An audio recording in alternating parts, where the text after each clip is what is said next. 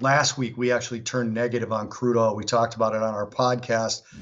Crude oil is part of the reason I wouldn't want to express this opinion in Canada, simply because I'm, for the first time, probably in about, well, let's say since about December of last year, I'm negative crude oil in the short term. And I've been positive crude oil for quite a long time, just looking for good pullbacks to get in. And in part, it has to do with the rotation zone turning down.